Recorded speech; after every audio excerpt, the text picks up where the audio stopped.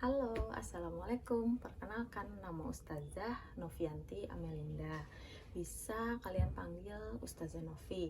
Selamat bergabung dan selamat datang juga di kelas 6A bersama Ustazah.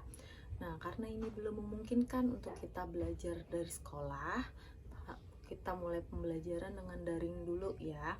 Nah, sebelum belajar, kita baca doa dulu supaya ilmu yang kalian dapat bermanfaat untuk kalian dan juga lingkungan sekitar. Setelah baca doa, yuk kita mulai belajar. Saksikan dulu videonya ya. Untuk pelajaran pertama, kita menggunakan buku pena ya, buku pena jilid 6A. Kita buka bukunya, tema 1 nih. Tema 1, selamatkan makhluk hidup. Di halaman 3, tema 1, subtema 1, tumbuhan sahabatku. Jadi pelajaran pertama kita adalah pengertian teks laporan hasil pengamatan. Kita akan membahas tentang pengertian teks laporan hasil pengamatan. Sebelum kita mulai, teks laporan hasil pengamatan. Sebelumnya pada saat kalian masih kelas 5, yang bergabung dengan kakak-kakaknya kemarin, yang kakak-kakak kelas 6-nya, kita pernah melakukan pengamatan. Sebenarnya kita pernah melakukan kunjungan ke perusahaan air minum, lalu kita pernah melakukan juga kunjungan ke perusahaan percetakan koran. Nah, sebenarnya pada saat itu kalian melakukan yang namanya pengamatan. Pengamatan apa yang kalian lihat atau pengamatan apa yang kalian kerjakan di sana adalah proses pembuatan air minum. Mulai dari awal pembuatan, kemarin itu kan ada pembuatan botol minumnya. Lalu kalau untuk yang percetakan, mulai dari awal mencetak koran, lalu ada kemarin itu ada kotak-kotak box untuk catering, kan kemarin ada kayak kalender. Nah, itu sebenarnya kalian melakukan hasil pengamatannya yang kalian lakukan. Nah, di kelas 6 ini ada yang namanya laporan hasil pengamatan. Dari yang kalian lihat itu tadi dilaporkan apa saja pengamatan yang kalian sudah temukan di sana. Seperti di buku, pengertiannya dulu. Teks laporan hasil pengamatan adalah teks yang berisi informasi berdasarkan pengamatan yang sudah dilakukan. Sesuai dengan pengamatan yang kalian lakukan, informasi apa yang kalian dapat, yang kalian lihat, itu yang dituliskan di teks laporan hasil pengamatan ini. Nanti ditulis di sini, itu yang namanya hasil pengamatannya.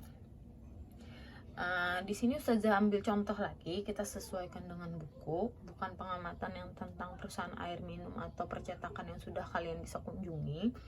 Kita ambil contoh di sini adalah pengamatan tentang perkembangan hewan, perkembangan tumbuhan, dan atau keadaan di lingkungan sekitar. Nih, misalkan perkembangan hewan. Kita ambil contoh misalkan perkembangan kucing. Hewan, misalkan kucing. Nih, kucing. Nah, di sini perkembangan hewannya bagaimana? Kucing ini mulai dari dia awal dia masih di dalam kandungan.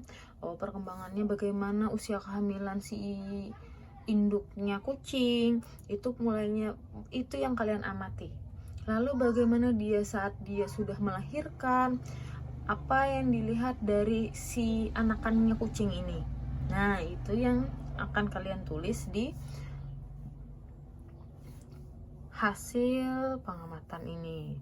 Lalu selain itu misalkan perkembangan tumbuhan. Kita ambil contoh yang paling gampang aja biar mudah dipahami. Kita ambil contoh tumbuhan ini, misalkan kita mau menanam kecambah itu dikembangkan dulu, perkembangannya bagaimana, mulai dari awal kalian menanam biji. Bijinya mulai dari biji kacang hijau yang dimasukkan ke dalam kapas yang lembab yang diisi air. Nah, bagaimana perkembangannya? Apa yang akan terjadi? Kulitnya mengelupas misalkan, atau misalkan sudah tumbuh akar sampai dia ada batang. Nah, itu yang namanya perkembangan yang akan kalian tulis nanti di teks laporan hasil pengamatan ini. Ini bisa hapus dulu ya.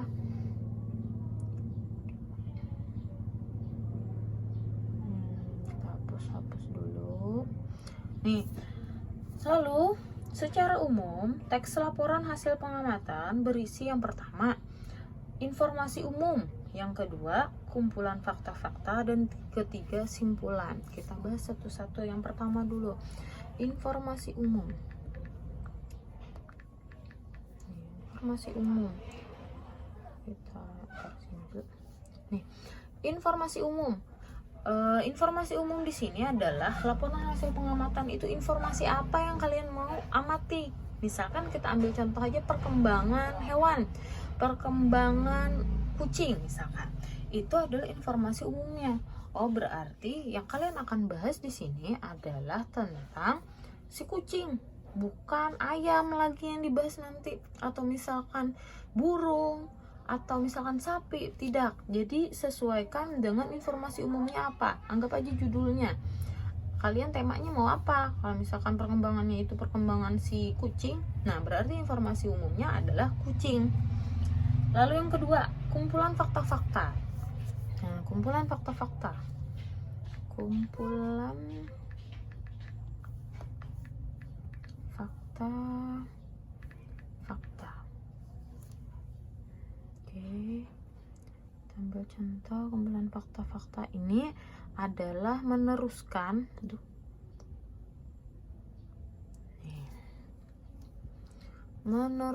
dari si informasi umum ini.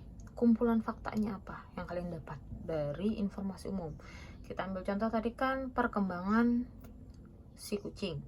Fakta-faktanya pertama, usia kandungan dari anakan kucing di dalam kandungan induknya. Misalkan perkembangannya selama di kandungan itu ada sekitar 56 sampai 67 hari, atau sekitar 2 bulan dia dikandung sama induknya. Setelah melahirkan, apa yang kalian lihat nanti?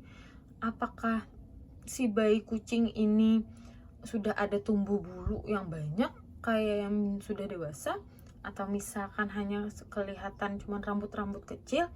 Nah, itu adalah kumpulan fakta-faktanya.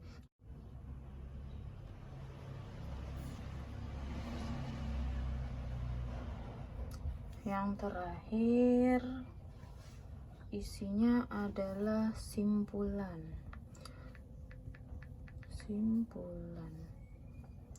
Nah, simpulan ini adalah berisi tentang rangkuman dari informasi umum dan kumpulan fakta-fakta yang kalian bahas sebelumnya. Jadi paragraf ini paragraf terakhir, satu paragraf juga cukup. Nah, simpulannya ini adalah misalkan kayak tadi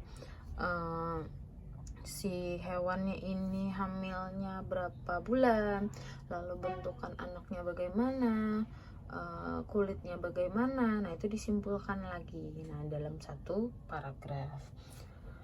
Dalam teks laporan hasil pengamatan juga terdapat ide pokok. Nah, yang namanya hasil teks pengamatan ini itu berisi paragraf-paragraf. Nah, paragraf-paragraf kita ambil contoh nih. Paragraf, karena namanya paragraf itu kan ke tengah sedikit. Nih, satu paragraf. Lalu ada lagi nanti paragraf kedua. Nah, jadi ini yang namanya hasil pengamatan nanti dalam bentuk paragraf. Nah, kenapa jadi disebut di sini? Dalam teks laporan hasil pengamatan juga terdapat ide pokok. Jadi pada satu paragraf ini ada yang namanya ide pokok. Ini ada ide pokoknya apa? Nih, misalkan kita ambil contoh satu aja. Nah, Ide pokok adalah gagasan utama atau masalah pokok yang dibahas dalam suatu paragraf. Jadi yang namanya satu paragraf itu membahas satu pokok bahasan saja. Kalau kalian membahas tentang kehamilan kucing, berarti kalian akan membahas kehamilannya saja. Nanti di paragraf kedua baru nanti kalian akan membahas pada saat dia lahir bagaimana. Nah, yang kayak tumbuh rambut tadi. Nah, di paragraf kedua. Jadi setiap paragraf itu mempunyai satu pokok bahasan saja. Makanya di sini dituliskan pada umumnya dalam satu paragraf terdapat satu ide pokok. Nah, mungkin sampai sini dulu penjelasan Ustazah. Nanti kita akan sambung ke aplikasi Zoom Meeting ya. Jadi apapun ada yang masih belum memahami, kita bisa tanya jawab nanti di Zoom Meeting. Oke, kita lanjutkan.